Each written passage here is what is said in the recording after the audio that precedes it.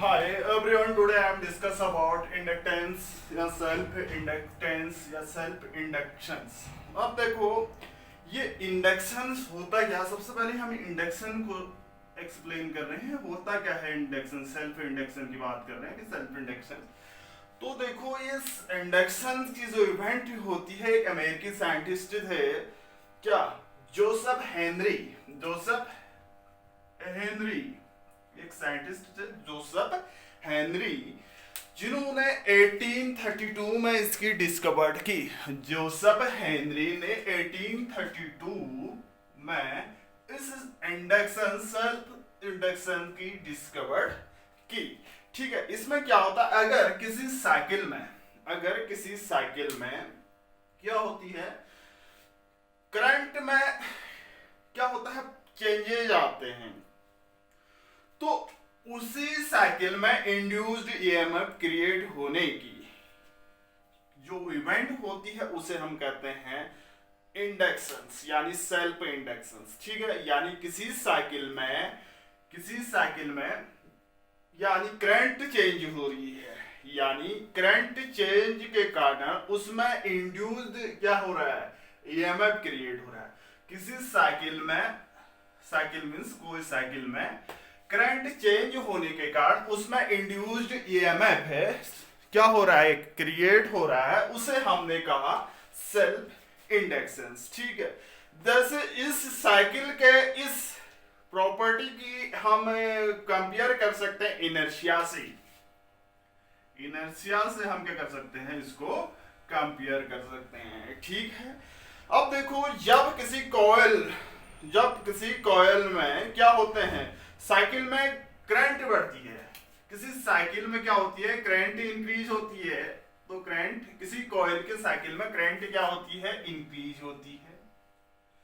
किसी कॉइल के साइकिल में क्या होती है, करंट इंक्रीज होती है, तो क्या होगा, वहां पर कॉइल के मैग्नेटिक फील्ड भी क्या होगा, उस टाइम इंक्रीज होगा, कॉइल का मैग्नेटिक फील्ड भी इंक्रीज होगा और उस मैग्नेटिक फील्ड की इंटेंसिटी भी इंक्रीज होगी। अगर किसी साइकिल में करंट इंक्रीज होना का मतलब उसमें मैग्नेटिक फील्ड इंटेंसिटी क्या होगी, इंक्रीज होगी, और मैग्नेटिक फील्ड लाइंस, जो मैग्नेटिक फील्ड लाइंस हैं वो भी क्या होंगे, आपके इंक्रीज होंगे। अगर हम किसी साइकिल में करंट इंक्रीज करते हैं तो उसमें मैग्नेटिक फील्ड इंटेंसिटी क्या होगी, इंक्रीज होगी, मैग्नेटिक फील्ड लाइंस भी क्या होंगे, आपकी इंक्रीज होंगे। ठीक है, जो क्या करेगी, मैग्नेटिक फील्ड लाइंस भी इंक्रीज होंगी। ऐसा होने पर क्या होगा, कॉइल के अनुकूल एक क्या होगी, इंड्यूस्ड क्या होगा, इसके अपोज में इंड्यूस्ड क्या होगा, ईएमएफ क्या होगा, क्रिएट होगा, यानी इसके प्रतिकूल क्या होगा, इंड्यूस्ड ईएमएफ क्रिएट होगा। ऐसा हो रहा है तो इसमें इंड्यूस्ड ईएमएफ क्रिएट होगा, तो क्या होगा, जो मेन करंट का क्या करती है, अपोज करेगी, जो मेन करंट का क्या करेंगे, अपोज करेंगे, जो मेन करंट का क्या करेगी, अपोज करेगी, यानी जो मुख्य करंट है उसका क्या कर रही है, अपोज करेगी। इसलिए क्या होती है, जो मेन करंट है आपकी, उसकी क्या मेन करंट है उसका अपोज करेगी। तो इसलिए क्या होता है, आपका जो मेन करंट जो होती है अपने हायर वैल्यू को प्राप्त करने के लिए, रिसीव करने के लिए क्या करती है, जो मेन करंट है अपने हायर वैल्यू को प्राप्त करने के लिए कुछ समय लेती है। देखो क्या होता है, एक मेन करंट है, एक क्या है, उसके अपोजिट करंट, इस मेन करंट का कुछ अपोज कर रहे हैं, तो हमारा क्या है, जो मेन करंट है वो हायर वैल्यू प्राप्त करने के लिए कुछ टाइम लगता है। ठीक है, यदि यह क्या है, नेग्लिजिबल है, जैसे ही मुख्य करंट क्या करती है, मैक्सिमम वैल्यू प्राप्त करती है, यानी मेन करंट आपकी क्या करती है, मैक्सिमम, जैसे ही मैक्सिमम करंट क्या करती है, आपकी हायर वैल्यू प्राप्त करती है, मैक्सिमम वैल्यू तक पहुंचती है। वैसे तो क्या कहा मैंने, मेन करंट क्या है, मेन करंट का कोई अपोज करता है तो मेन करंट के हायर वैल्यू में पहुंचने तक कुछ टाइम लगता है, और मेन करंट जब मैक्सिमम वैल्यू प्राप्त कर लेती है तो उस टाइम चेंज इन फ्लक्स क्या हो जाता है, जीरो हो जाता है। चेंज इन फ्लक्स क्या होगा आपका, तो जीरो हो जाएगा। कब, जब मेन करंट क्या अपनी हायर मैक्सिमम वैल्यू पर पहुंचती है तो उसमें चेंज इन फ्लक्स क्या हो जाता है, जीरो हो जाता है। तो इंड्यूस्ड ईएमएफ यानी चेंज इन फ्लक्स क्या होता है, एंड से हो जाता है। इंड्यूस्ड ईएमएफ क्या हो जाता है, ईएमएफ भी क्या हो जाता है आपका, जीरो बन जाएगा। ईएमएफ क्या होगा आपका, इंड्यूस्ड ईएमएफ लगभग समाप्त हो जाएगा एंड से उसके कब, तो ईएमएफ भी क्या होगा आपका, जीरो हो जाता है। इसी प्रकार अब हम सर्किट को क्या करते हैं, तोड़ते हैं। पहले तो जोड़ा, अब तोड़ते हैं, तो क्या होगा उस टाइम, सर्किट को तोड़ेंगे तो ये करंट जो होती है एकदम करंट जीरो नहीं होगी, यानी इसमें भी क्या करेगी आपकी, अगर हम करंट को क्या करते हैं, सर्किट को तोड़ते हैं तो क्या होगा, यानी करंट कम होगी तो बी भी क्या होगा, डिक्रीज होगा, और मैग्नेटिक फील्ड लाइंस भी क्या होगी, डिक्रीज होंगे। ठीक है, बी डिक्रीज है, अगर करंट क्या कर रहे हैं हम, कम कर रहे हैं या डिक्रीज कर रहे हैं, सर्किट को तोड़ते हैं, मैग्नेटिक फील्ड लाइंस भी धीरे धीरे कम होगा, सॉरी मैग्नेटिक फील्ड इंटेंसिटी क्या होगी, डिक्रीज होगी, मैग्नेटिक फील्ड लाइंस भी क्या होंगे आपके, डिक्रीज होंगे। ठीक है, तो यहां पर जो क्या होगा, सेम डायरेक्शन में इंड्यूस्ड क्या होती है, करंट क्रिएट होती है। इसी डायरेक्शन में, उसी डायरेक्शन में इंड्यूस्ड करंट क्या होती है, क्रिएट होगी। इसमें मेन करंट के अपोजिट डायरेक्शन में इंड्यूस्ड करंट क्रिएट हो रही थी, यहां पर सेम डायरेक्शन में इंड्यूस्ड करंट क्या होगी, क्रिएट होगी। जैसे ही सर्किट टूटता है तो कुछ टाइम तक हमारा क्या होता है आपका, उसमें इलेक्ट्रिसिटी फ्लो होती है या करंट क्या होती है, फ्लो होती है, जल्द ही उसमें करंट जीरो नहीं होता है।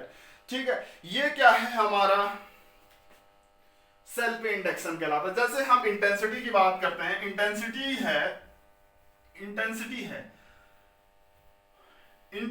है जैसे लाइट है, लाइट की बल्ब जलाते हैं तो धीरे धीरे थोड़ा थोड़ा करके एकदम फुल इंटेंसिटी देती है, अगर बंद करते हैं तो धीरे धीरे क्या होते हैं, ऑफ हो जाता है। पहले धीरे धीरे ग्लो होता है, अगर जब जैसे ही स्विच ऑफ ऑन करते हैं तो एकदम पूरी इंटेंसिटी प्राप्त नहीं करता है, पूरा का पूरा नहीं ग्लो होता है, थोड़े थोड़े करके एक टाइम आता है, कुछ टाइम लगता है उसका पूरा ग्लो होने में।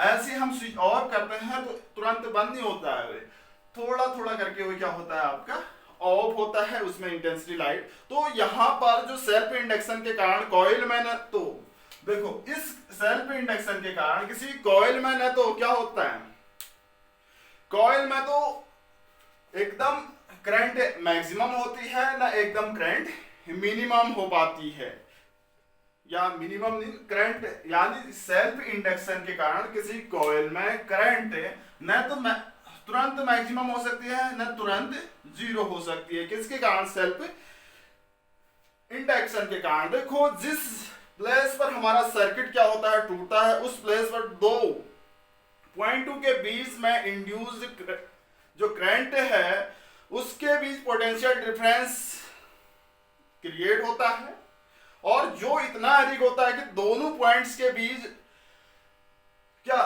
इलेक्ट्रिक जो फ्लो है वो हवा से क्या होता है, एयर से अलग गुण ना कर सके, तो वास्तव में क्या होती है, करंट उसमें फ्लो होती है। इस करंट में क्या होती है, एक हीट की के रूप में चिंगारी आती है आपकी, जिसे हम देख ही सकते हैं। सेल्फ इंडक्शन में ग्रोथ और डीके दोनों का समय बढ़ता है। देखो सेल्फ इंडक्शन में ग्रोथ मीन्स जब बढ़ती है, ग्रोथ और डीके का क्या होता है, समय बढ़ता है।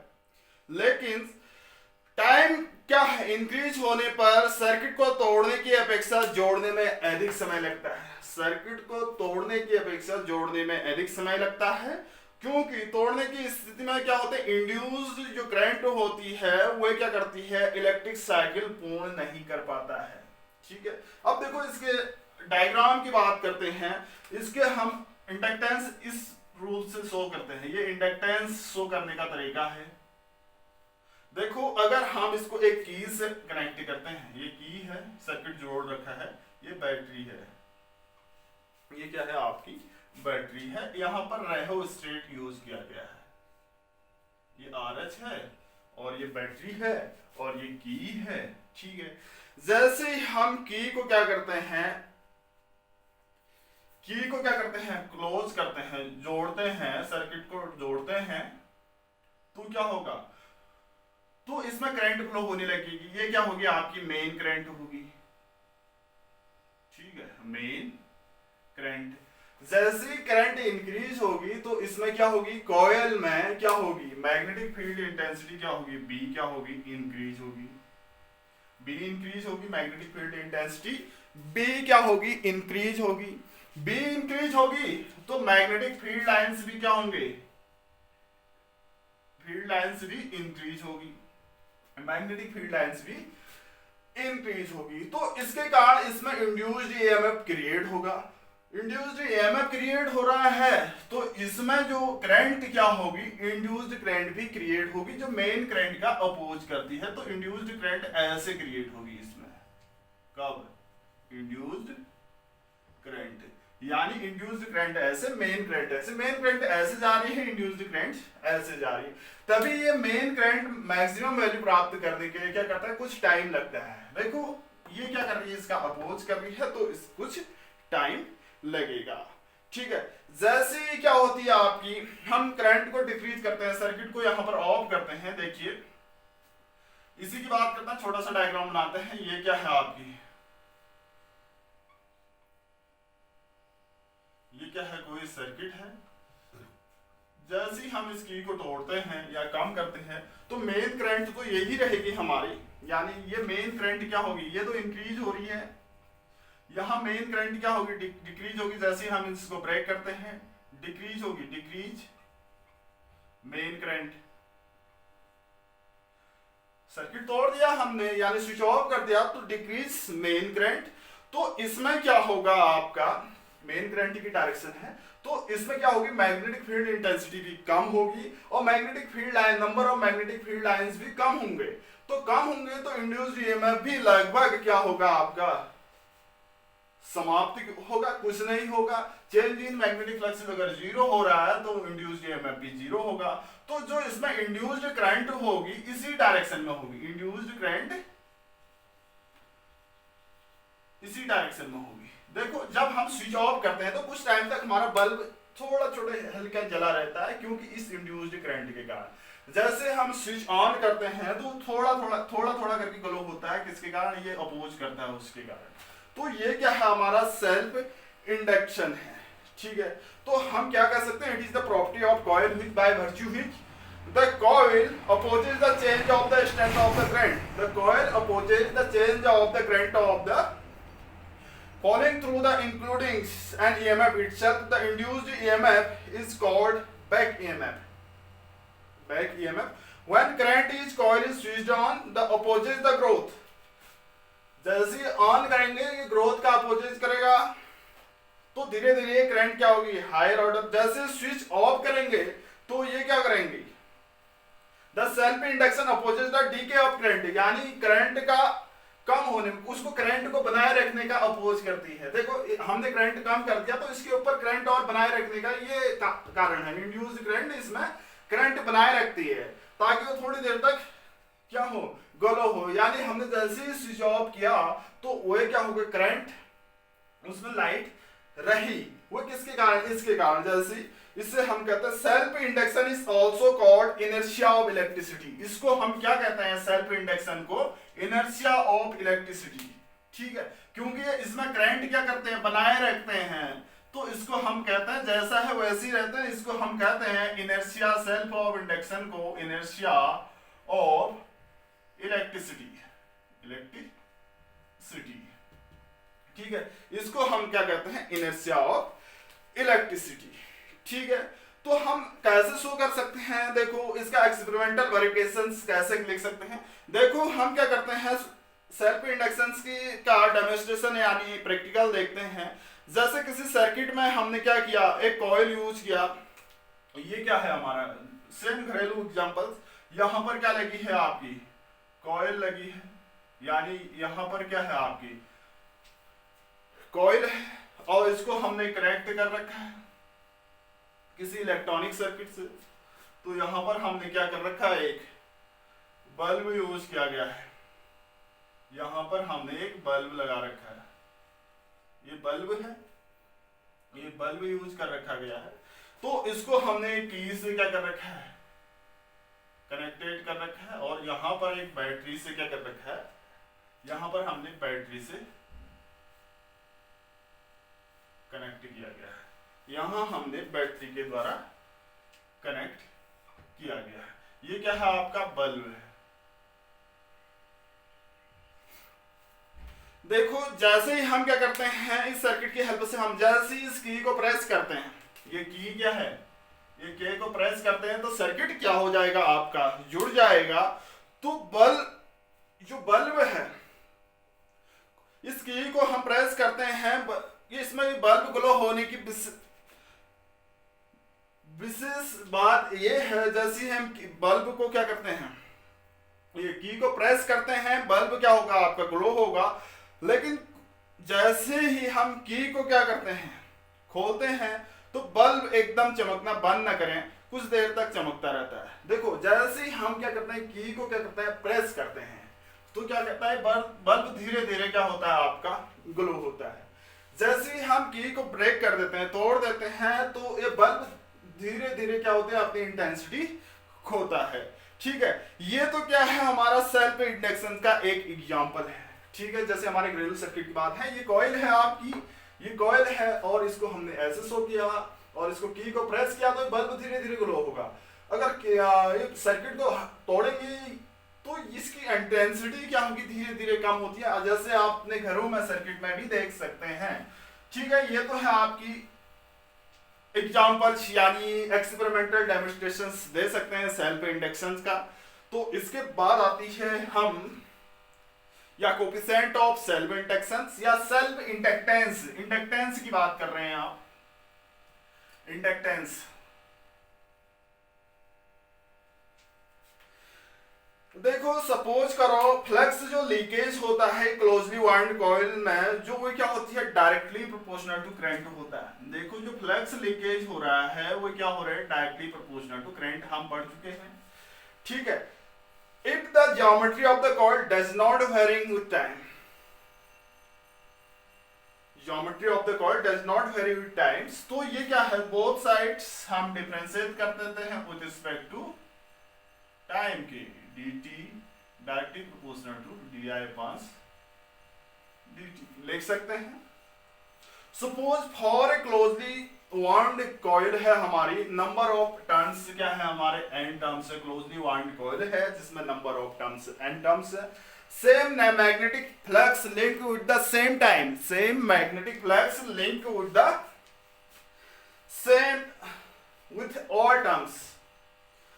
If phi be the flux through the coil, therefore flux linked with the coil is equal to the n phi b। देखो यहां पर क्या होता है आपका, सपोज एन टर्म्स है उस कॉइल में, उसमें करंट आई फ्लो हो रही है, तो क्या होगा, उससे लिंक्ड मैग्नेटिक फ्लक्स क्या है, सपोज मैंने कहा फाई है, उससे लिंक्ड मैग्नेटिक फ्लक्स क्या है, फाई है। तो क्या होगा, उस कॉइल के साथ linked total magnetic flux, total magnetic flux क्या होगा आपका, एन फाई होगा। एन टर्म्स है उसमें, तो टोटल मैग्नेटिक फ्लक्स लिंक्ड कितना होगा, एन फाई होगा। तो एन फाई है, तो ये एन फाई क्या होगा, डायरेक्टली प्रोपोर्शनल टू होगा किसके, आई के, जो इसमें करंट फ्लो हो रही है। तो n phi is equal to, इस प्रोपोर्शनलिटी साइन को हटाते हैं तो एल इंटू आई आता है। यहां पर एल क्या है, एक कांस्टेंट है, इसको मैं इक्वेशन फर्स्ट देता हूं। एल क्या है, एक कांस्टेंट है, कांस्टेंट। इसे self coefficient of self inductance भी कहते हैं, कोफिशिएंट ऑफ, इसे हम कहते हैं coefficient of self inductance. L क्या है, एक कांस्टेंट है जिसे हम कहते हैं कोफिशिएंट ऑफ सेल्फ इंडक्टेंस। यहां से एल की वैल्यू फाइंड कर सकते हैं। एल इज इक्वल टू क्या होगा, N phi upon I. L is equal to N phi upon I. ये क्या होगा आपका coefficient of self inductance. Suppose इसमें I equal to 1 ampere, if I equal to 1 ampere और लिखो L इज इक्वल टू, तो उस time L is equal to क्या होगा, L is equal to N phi. यहां से क्या कंक्लूजन आता है, देखो अगर हम किसी कॉइल का कोफिशिएंट ऑफ सेल्फ इंडक्टेंस उस मैग्नेटिक फ्लक्स के इक्विवेलेंट होता है जब जो उस कॉइल में 1 एम्पियर करंट बढ़ाने के साथ क्या होता है, इंक्रीज करने पर उसके साथ लिंक्ड होता है। देखो किसी कॉइल का कोफिशिएंट ऑफ सेल्फ इंडक्टेंस उस मैग्नेटिक फ्लक्स के इक्विवेलेंट होता है जो उस कॉइल में 1 एम्पियर करंट फ्लो होने पर उसके साथ लिंक्ड होता है। क्या कहा मैंने, किसी कॉइल का self inductance coefficient of self inductance उस मैग्नेटिक फ्लक्स के इक्विवेलेंट है।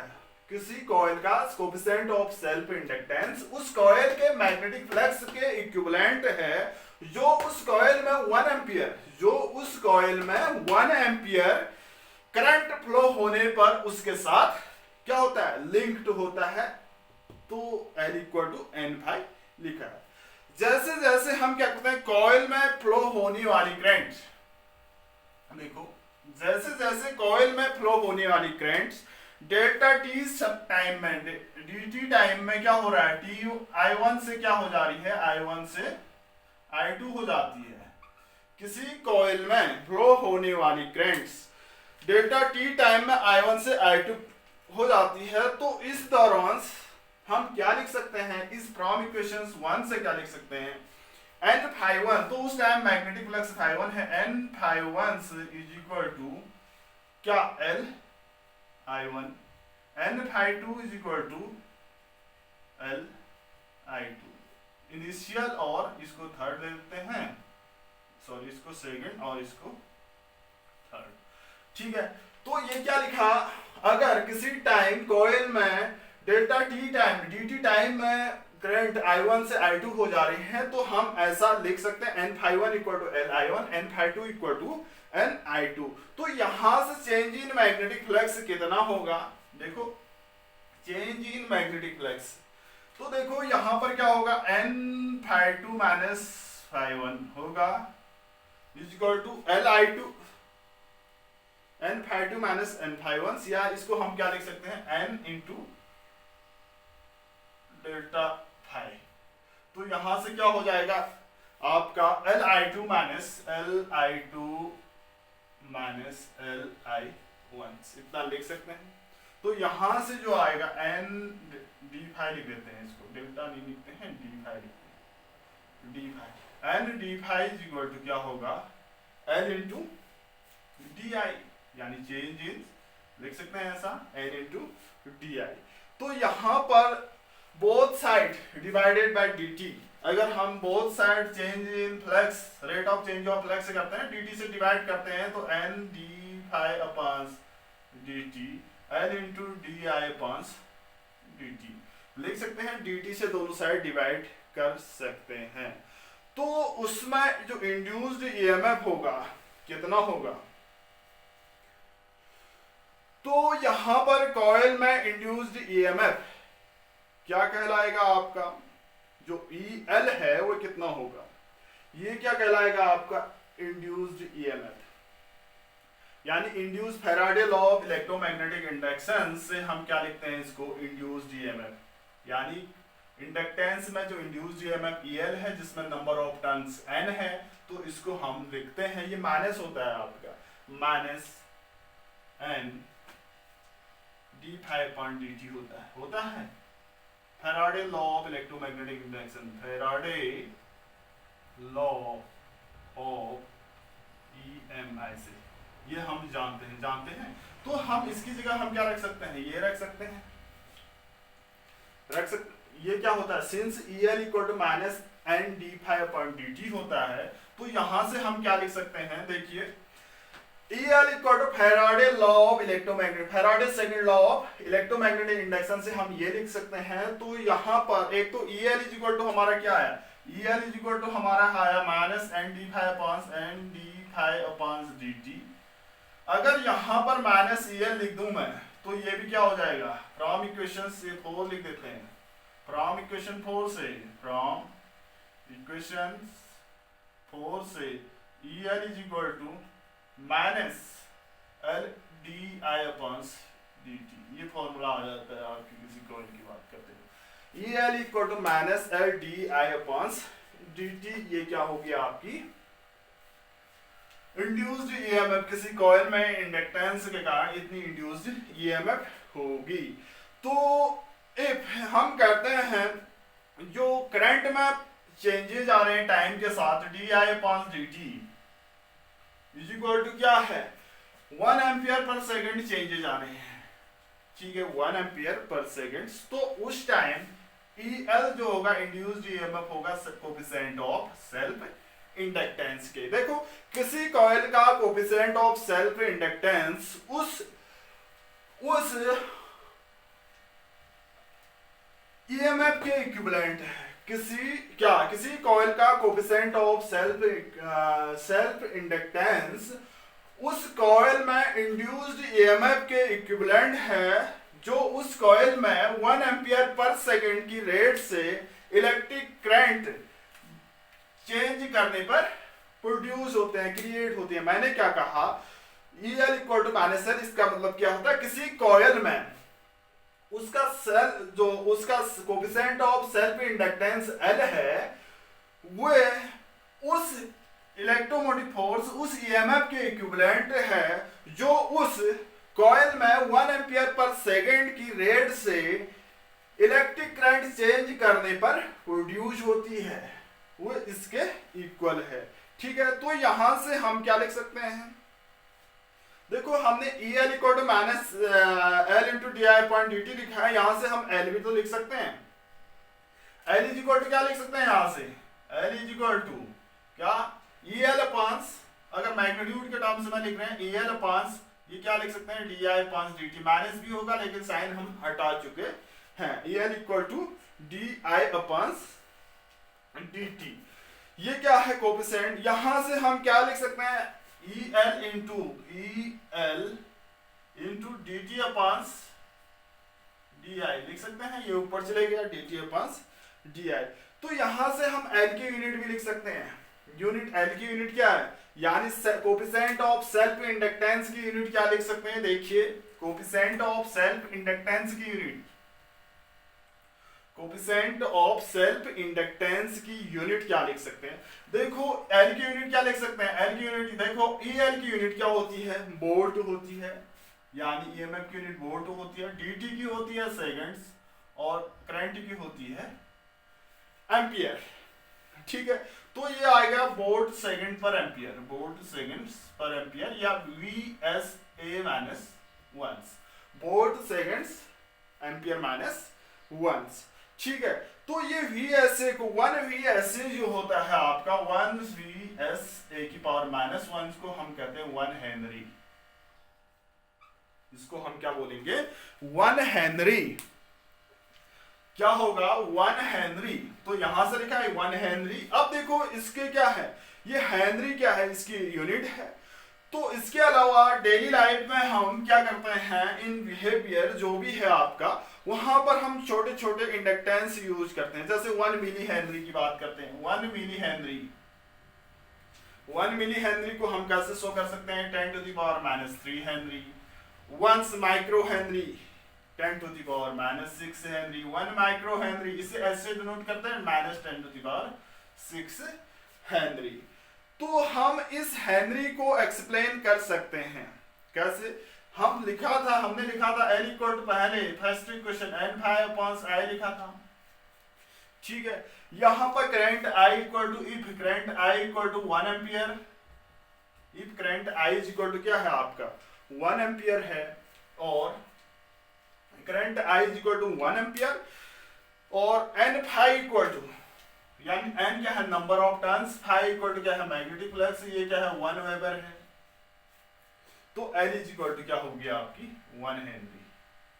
अगर इसमें रखते हैं तो क्या होगा, अब देखो L = 1 हेनरी कैसे हम एक्सप्लेन कर सकते हैं। सपोज देखो किसी कॉइल में 1 एम्पियर करंट, किसी कॉइल में 1 एम्पियर करंट फ्लो होने पर उसके साथ 1 वेबर का मैग्नेटिक फ्लक्स लिंक्ड होता है, तो उस कॉइल का कोफिशिएंट ऑफ सेल्फ इंडक्टेंस यानी सेल्फ इंडक्टेंस 1 हेनरी होगा। मैंने क्या कहा, किसी कॉइल में 1 एम्पियर करंट फ्लो होने पर उसके साथ 1 वेबर मैग्नेटिक फ्लक्स लिंक हो जाता है। अगर किसी कॉइल में 1 एम्पियर क्या करंट फ्लो हो रही है तो साथ में 1 एम्पियर क्या हो जाता है, मैग्नेटिक फ्लक्स लिंक हो जाता है, तो उस कॉइल का सेल्फ इंडक्टेंस 1 हेनरी होगा। उस कॉइल का सेल्फ इंडक्टेंस 1 हेनरी होगा।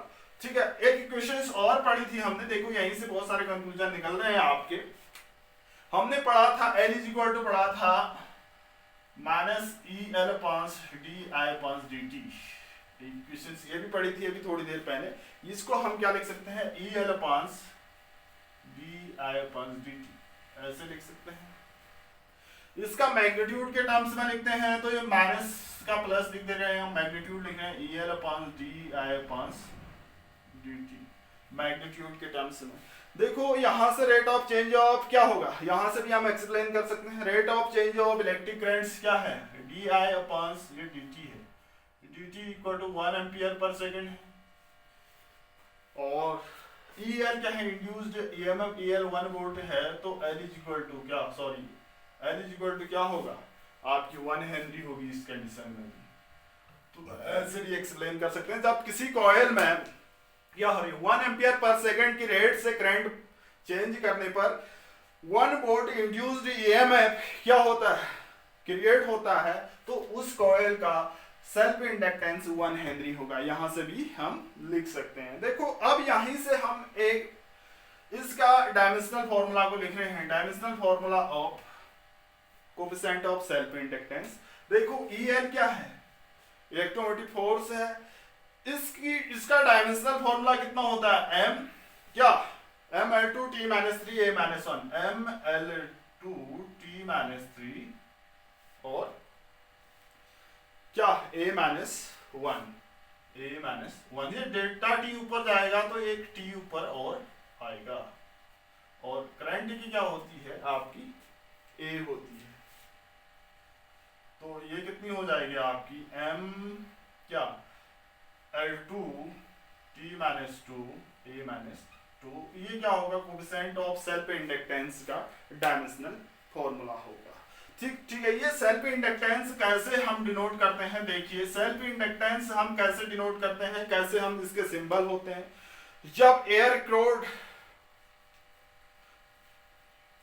देखो हम क्या करते हैं, ऐसे ये सिंबल होता है आपका सेल्फ इंडक्टेंस का एयर क्रोड के रिस्पेक्ट में, तो स्टैटिक सेल्फ इंडक्टेंस कहलाता है। आयरन कोड, यह क्या है आपका air cords static air cored inductance कहलाता है। ठीक है, स्टैटिक एयर क्रोड इंडक्टेंस कहलाता है। जैसे कहीं कहीं ऐसा भी दिया रहता है आपका, इसके ऊपर दो चीजें ऐसे बार टाइप में दिया रहता है, इसको कहते हैं स्टैटिक आयरन क्रोड इंडक्टेंस कहते हैं, स्टैटिक आयरन क्रोड इंडक्टेंस कहते हैं। क्या कहते हैं, स्टैटिक आयरन क्रोड इंडक्टेंस कहते हैं। एक ऐसा भी दिया होगा आपको कहीं सर्किट में, ये क्या होता है, चेंजेबल होता है, चेंजेबल इंडक्टेंस कहलाता है। इसको हम क्या करें, चेंज वेरी कर रहा है, चेंजेबल इंडक्टेंस कहलाता है।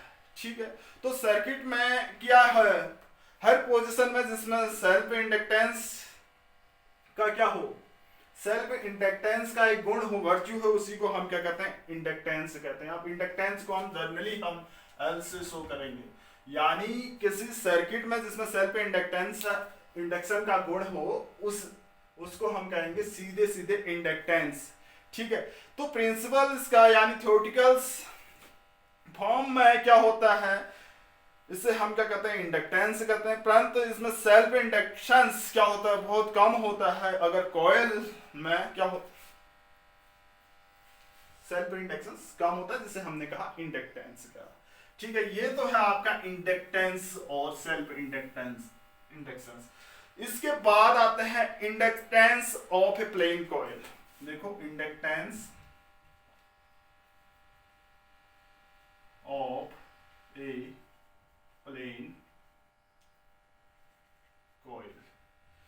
Inductance of a plane coil, देखो क्या होता है, सपोज n टर्न्स हैं एक प्लेन कॉइल में, नंबर ऑफ टर्न्स n है किसी प्लेन कॉइल में, उसमें I करंट फ्लो हो रही है, उसमें I करंट फ्लो हो रही है। तो इस कॉइल के सेंटर पर जो मैग्नेटिक फील्ड इंटेंसिटी है वो कितनी होगी, आपको हमने पढ़ चुके हैं, B is equal to mu naught upon two NI upon R क्या है, उस कॉइल की डिस्टेंस है, ठीक है। तो यदि इस कॉइल में, इस मैग्नेटिक फील्ड कॉइल में टोटल जो प्लेन में एक क्या है, एक समान है, यानी इस कॉइल का जो प्लेन है उसमें मैग्नेटिक फील्ड क्या है, यूनिफॉर्म है।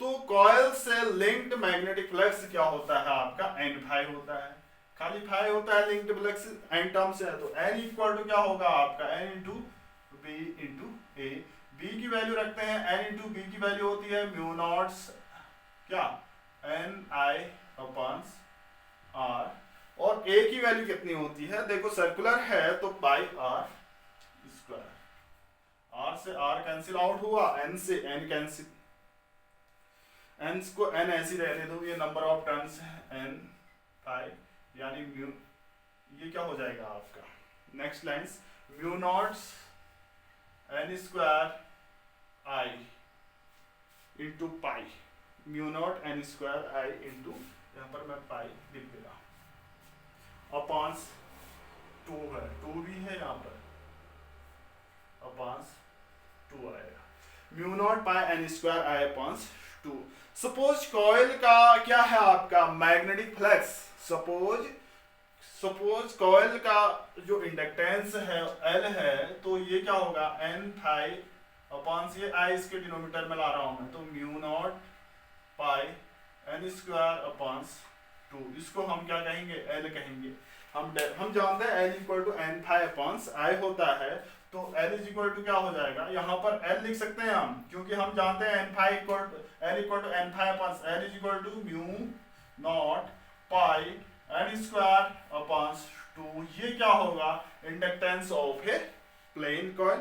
म्यू नॉट यहाँ पर जो होगा आपका हेनरी पर मीटर में आएगा, जो म्यू नॉट की जो यूनिट आएगी यहाँ पर दोस्त, हेनरी पर मीटर में आएगी, हम यहाँ भी ऐसे डिनोट कर सकेंगे, ठीक है। ये तो है हमारा क्या, अब देखो इसी में हम क्या करते हैं, किसी कॉइल का सेल्फ इंडक्टेंस कॉइल के अंदर रखे क्रोड पर डिपेंड करता है, किसी कॉइल का सेल्फ इंडक्टेंस कॉइल के अंदर रखे क्रोड पर क्या करता है, डिपेंड करता है, ठीक है, यानी उसके क्रोड के मटेरियल पर डिपेंड करता है, ठीक है। कॉइल के अंदर अगर फेरोमैग्नेटिक मटेरियल है, कॉइल के अंदर अगर फेरोमैग्नेटिक है, फेरोमैग्नेटिक मटेरियल है, तो क्या होगा, जैसे आयरन हो गया, निकल हो गया, कोपार, उसको रख देते हैं, तो क्या होगा,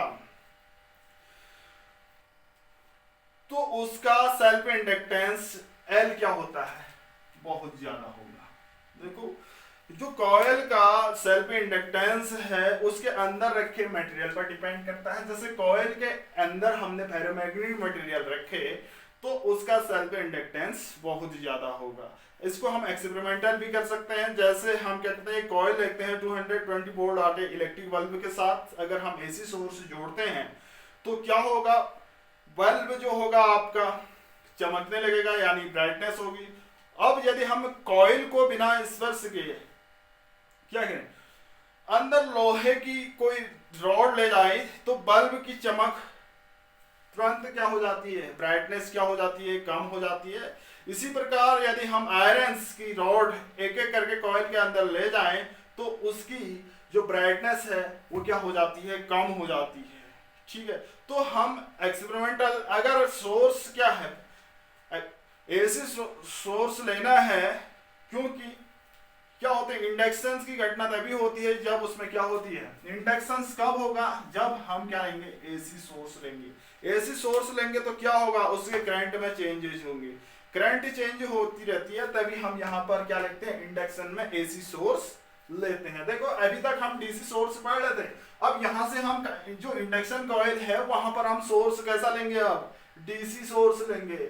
यहाँ पर ऐसा साइन होगा डीसी सोर्स, यहाँ पहले हम खाली ऐसा लेते थे डीसी सोर्स, अब एसी सोर्स। इस सोर्स की रिक्वायरमेंट होगी, इस सोर्स की रिक्वायरमेंट से क्या होगी, इलेक्ट्रिक करंट चेंज होगी, तो उसमें इंड्यूस्ड ईएमएफ क्या होगा, चेंजेबल होगा, लिंक्ड होगा। तो हमें क्या चाहिए, एसी सोर्स चाहिए। डीसी क्यों नहीं चाहिए, डीसी क्या होती है, कांस्टेंट होती है, तो क्या होता है, सेल्फ इंडक्टेंस शो नहीं हो पाएगा।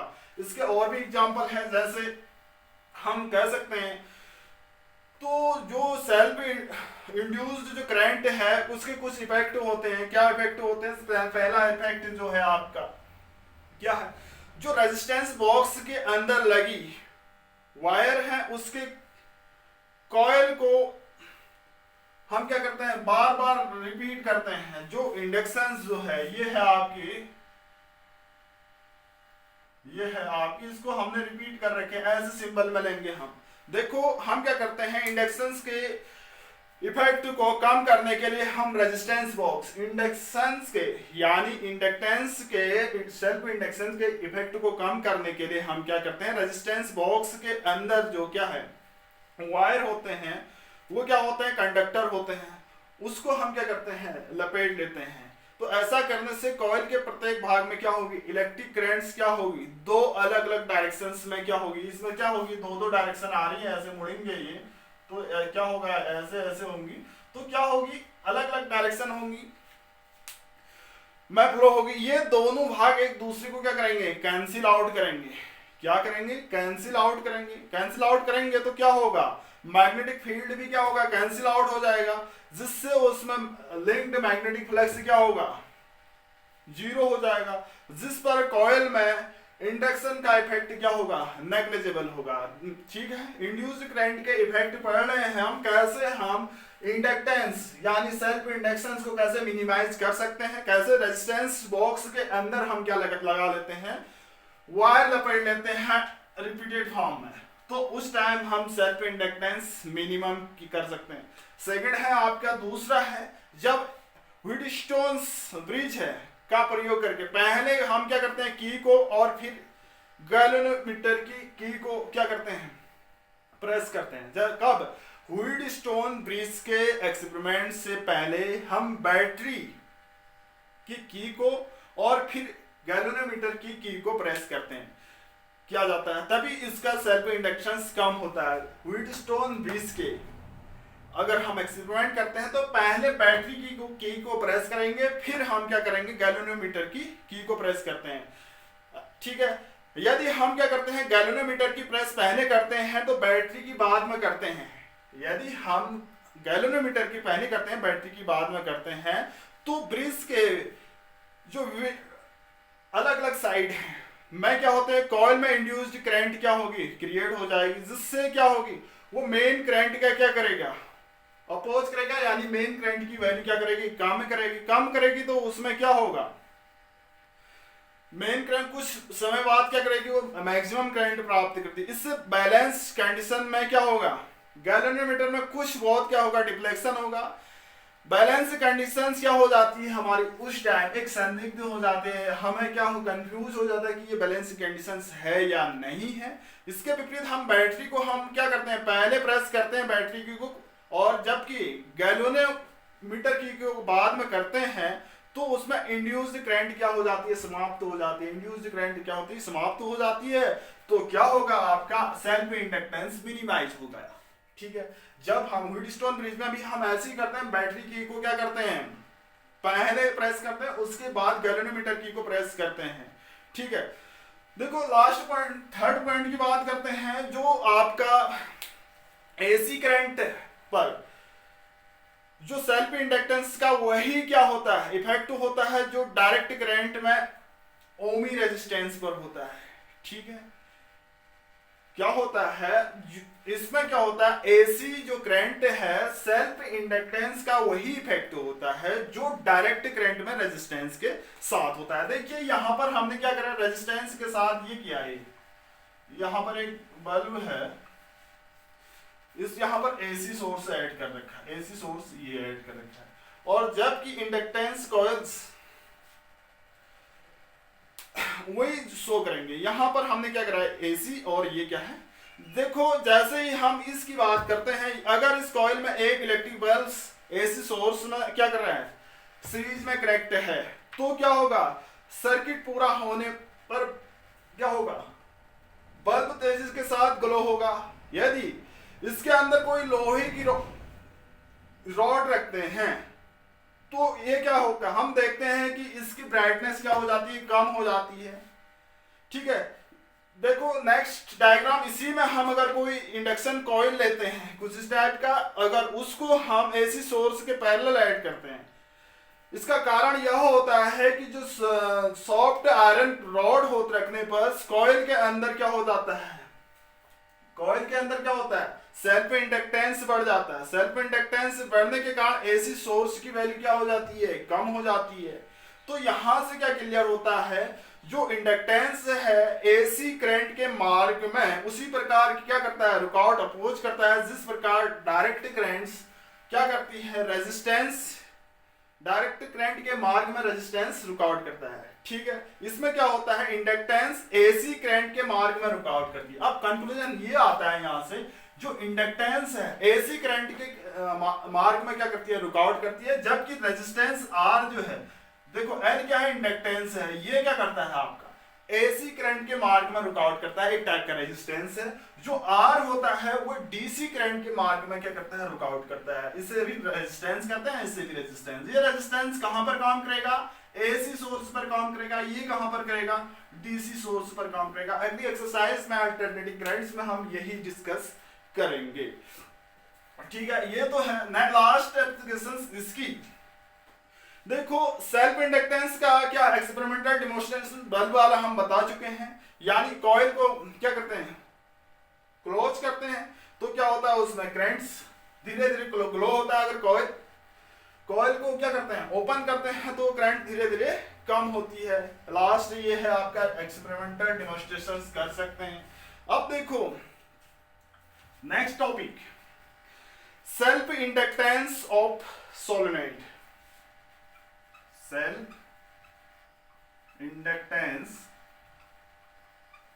Of a solenoid. Self inductance of a solenoid. अब देखो सेल्फ इंडक्टेंस हम सोलेनोइड पढ़ चुके हैं, इसका सेल्फ इंडक्टेंस क्या होगा। देखो सपोज करो एक बहुत लंबी क्या है आपकी कॉइल है, जिसमें नंबर ऑफ टर्न्स क्या है, सपोज क्या है, n है। बहुत बड़ी कॉइल है जिसमें नंबर ऑफ टर्न्स क्या है आपके, n है, नंबर ऑफ टर्न्स n है। इसके cross section area, cross section area क्या है आपका, a है। क्रॉस सेक्शन एरिया क्या है, a है। ठीक है, और इसकी L लेंथ क्या है, उस सोलेनोइड की लेंथ क्या है आपकी, L है। ठीक है, तो जो आपके उस कॉइल में है उसकी पर यूनिट लेंथ में नंबर ऑफ टर्न्स कितने होंगे, पर यूनिट लेंथ में नंबर ऑफ टर्न्स में n से शो कर रहा हूं तो n/L होगी। ठीक है, देखो अगर करंट I फ्लो हो रही है सोलेनोइड में, करंट I फ्लो हो रही है, तो उसमें जो मैग्नेटिक फील्ड इंटेंसिटी उसके अंदर कितनी होगी, हम पढ़ चुके हैं, डेरिवेशन नहीं करेंगे। B = μ0 × N × I। N की वैल्यू रख सकते हैं हम यहां पर, ये क्या हो जाएगा, μ0 N/L × I लिख सकते हैं, इसकी वैल्यू यहां पर रख चुके हैं। ठीक है, एक क्वेश्चन फर्स्ट दे देते हैं। ठीक है, सपोज जो सोलेनोइड है आपकी, उससे लिंक मैग्नेटिक फ्लक्स क्या है आपका, φ' की बात करें, φ' है, लिंक्ड मैग्नेटिक फ्लक्स φ है। नंबर ऑफ टर्म्स कितने हैं, n है, और एक टर्म्स में मैग्नेटिक फ्लक्स कितना होगा, n φ होगा। ये क्या होगा, एन फाई क्या होगा मैग्नेटिक, फाई क्या होगा आपका जो कॉइल के प्रति पर टर्न्स पर के साथ लिंक्ड मैग्नेटिक फ्लक्स होगा, कॉइल के प्रत्येक टर्म्स के साथ लिंक्ड मैग्नेटिक फ्लक्स है, एन टर्म्स है तो एन टर्म्स के साथ टोटल मैग्नेटिक फ्लक्स इतना लिंक्ड होगा। तो ये कितना होगा फाई जो होगा आपका, फाई इज इक्वल टू क्या होता है बी इंटू ए होगा, तो phi dash is equal to क्या हो जाएगा फिर N into B A dash.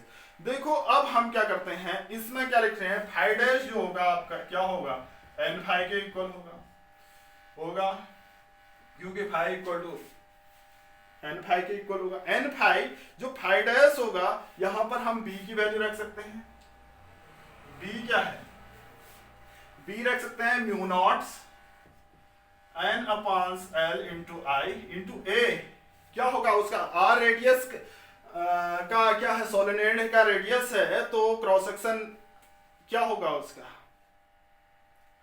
उसका एरिया क्या होगा, एरिया को बहरहाल मैं ए लिख दे रहा हूं पहले, तो एरिया को हम कैसे लिख सकते हैं, तो यहां से क्या आएगा आपका फाई डैश या N phi is equal to क्या होगा म्यू नॉट क्या एन, यहां पर क्या होगा म्यू नॉट एन, एक एन ऑलरेडी है यहां पर, सॉरी एक एन क्या है ये वाला एन है, n mu naught n into ये हो जाएगा एन स्क्वायर होगा n square upon L into I into A, ये क्या होगा आपका टोटल मैग्नेटिक फ्लक्स लिंक्ड होगा। ये इक्वेशन 2 दे देते हैं हम, ये यहां से आया फाई इक्वल टू बी ए, यानी n इंटू बी ए होगा, n तो n ही है, b की वैल्यू रखी और a की वैल्यू a ही रखी, फिर आई a, देखो आगे बढ़ते हैं हम क्या होगा। अब देखो ये इक्वेशन 3 आ जाती है, नेक्स्ट इक्वेशन यहीं से हम शो करेंगे।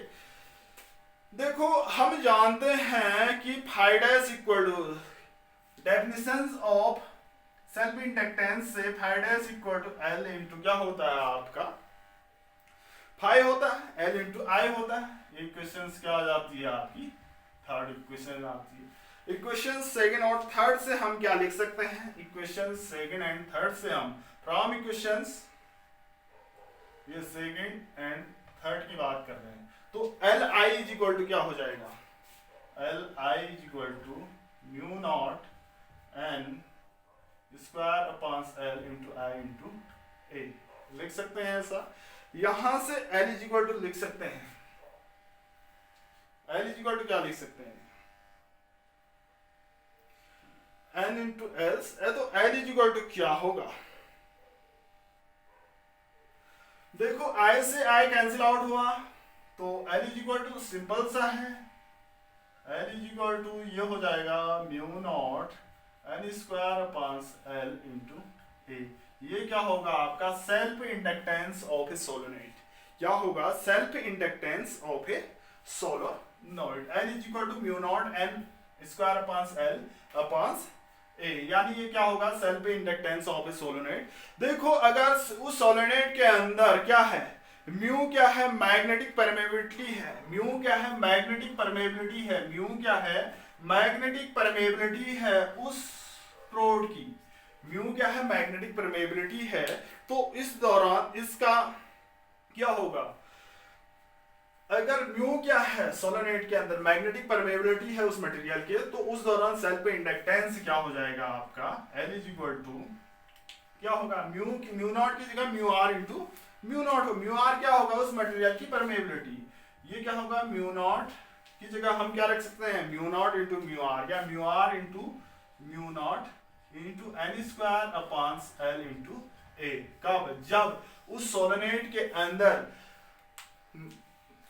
मैग्नेटिक परमेबिलिटी म्यू हो, यानी कोई मटेरियल है उसकी रिलेटिव परमेबिलिटी म्यू आर हो, तो उस दौरान क्या होगा, ये क्या होगी उसकी सेल्फ इंडक्टेंस होगा। अब देखो लास्ट टॉपिक बचता है इसके अंदर, लास्ट टॉपिक है आपका combination of inductance, combination of inductances, combination of inductances. तो क्या कॉम्बिनेशन होगा, देखिए बहुत छोटा सा है, देखो अगर हम क्या करते हैं, स्पेशल फैक्ट जो है, संयोजन जो भी कॉम्बिनेशन है उसी कंडीशन में होता है जब उसके बीच क्या होता है, म्यूचुअल इंडक्शन जीरो होगा। देखो इसकी बात करते हैं, म्यूचुअल इंडक्शन हम बाद में पढ़ेंगे। इसका दो कॉइल के यानी जिसका इंडक्टेंस L1 L2 है उसका कॉम्बिनेशन कब कर सकते हैं हम, दो इंडक्टेंस या दो से ज्यादा इंडक्टेंस का कॉम्बिनेशन कब कर सकते हैं, जब क्या होगा, M जीरो होगा। ये हम पढ़ेंगे इसके बाद वाले टॉपिक में, यानी जब उनका म्यूचुअल इंडक्टेंस जीरो होगा तभी हम क्या कर सकते हैं, कॉम्बिनेशन कर सकते हैं। M जीरो होगा तो हम क्या करेंगे, सीरीज कॉम्बिनेशन की बात करते हैं, सीरीज कॉम्बिनेशन। देखो सपोज क्या है, L1 और L2 क्या है, सेल्फ इंडक्टेंस है वाली क्या है, दो कॉइल है। ये कॉइल है आपकी L1, इसको हमने सीरीज में शो कर सकता है L1 और L2, ठीक है। ये है L1 और ये है L2। इसके अलोंग जो इलेक्ट्रोमैग्नेटिक क्या है, इंड्यूस्ड ईएमएफ EL1 है, इसके अलोंग EL2 है। इसी को हमने किसी ऐसी सोर्स से कनेक्ट कर रखा है। टोटल जो आपका क्या है, इंड्यूस्ड ईएमएफ है, EL होगा। देखो अब हम क्या करते हैं, कॉइल 1 है कॉइल 2 है, दोनों क्या है, सीरीज में है, ठीक है। तो यहां पर टोटल इंड्यूस्ड ईएमएफ क्या है, EL equal to EL1 plus EL2 होता है। तो इक्वेशंस 1 आएंगी। देखो इसमें करंट हम जानते हैं, करंट एक समान फ्लो होती है जब हम सीरीज में क्या करते हैं, सीरीज में हम क्या करते हैं, जब किसी कॉइल या किसी रेजिस्टेंस को ऐड करते हैं तो करंट सेम होगी। तो EL1 इज इक्वल टू क्या होगा, EL1 इज इक्वल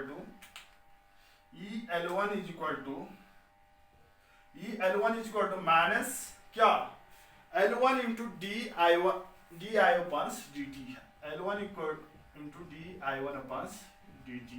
ऐसे EL2 क्या होगा, minus L2 DI2 upon dt। और ऐसी टोटल कंबाइंड की बात करते हैं तो EL इज इक्वल टू क्या हो जाएगा आपका, L into DI upon dt minus DL upon dt। ये इक्वेशंस, ये क्या है, ये और ये, इसकी वैल्यू हम इक्वेशन 1 में, फ्रॉम इक्वेशन 1 तो ये हो जाएगा आपका minus L into DI upon dt minus L1 DI upon dt minus L2 DI upon dt।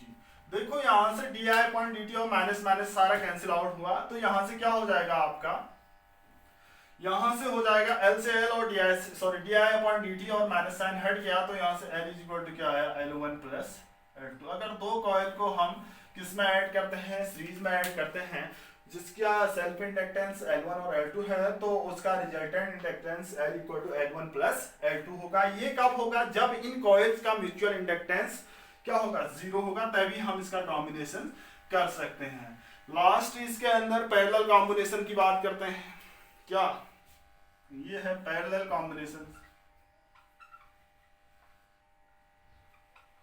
Parallel combination.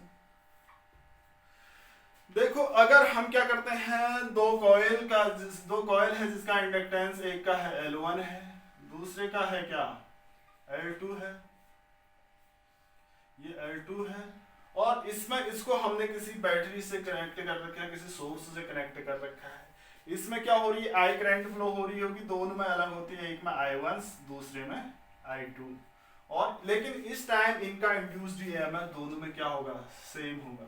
इसमें भी EL होगा, इसमें भी EL होगा। ये हम पढ़ चुके हैं, किसी हमने सोर्स से ऐड कर रखा है। टोटल हमारा EL ही होगा, सब सेम होगा इसका, ठीक है।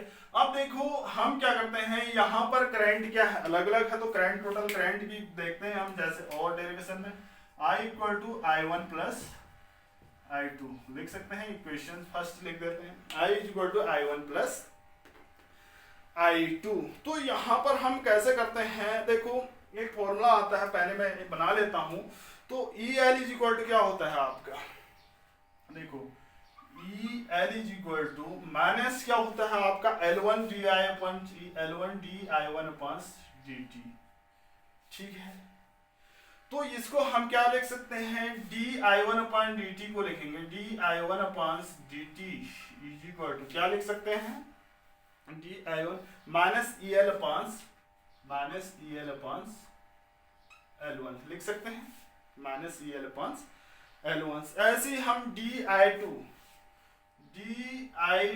अपॉन dt को क्या लिख सकते हैं, माइनस el अपॉन L2, ठीक है। ऐसे ही हम di अपॉन dt को हम क्या लिख सकते हैं, माइनस el अपॉन I लिख सकते हैं, माइनस el अपॉन L लिख सकते हैं, ठीक है। ये कैसे, ऐसे लिख रखा है। और इसकी वैल्यू आप देखो, इक्वेशन 1 की बात करते हैं, हम इसको हटा देते हैं, इक्वेशन 1 को हम डिफरेंशिएट कर देते हैं, इक्वेशन 1 को डिफरेंशिएट करते हैं विद रिस्पेक्ट टू टाइम, तो di upon dt is equal to di1 upon dt plus di2 upon dt। Equation 2 आया, क्या किया, इस इक्वेशन को डिफरेंशिएट किया गया है, i equal to i1 plus i2। तो इसको हटा देता हूं मैं, इक्वेशन 2 में ये सारी वैल्यू रखते हैं, तो क्या होगा, minus el upon L is equal to minus el upon L1 minus el upon L2। Minus minus cancel out हुआ तो क्या होगा आपका, माइनस माइनस कैंसिल आउट हुआ तो 1 upon L is equal to 1 upon L1 plus 1 upon L2 है। ये parallel combination of inductance है। कब हम कंबाइन कर सकते हैं, जब उसका म्यूचुअल इंडक्टेंस क्या होता है, 0 होता है, तभी हम इंडक्टेंस को कंबाइन कर सकते हैं। जब हम 2 या 2 से अधिक सेल्फ इंडक्टेंस कॉइल कब कंबाइन कर सकते हैं, जब उसके बीच क्या होता है, म्यूचुअल इंडक्टेंस 0 होता है, M0 होता है। M0 हम इसके बाद नेक्स्ट वीडियो में पढ़ेंगे, हम M क्या होता है, म्यूचुअल इंडक्टेंस। इसके साथ ही सेल्फ इंडक्टेंस कंप्लीट होता है।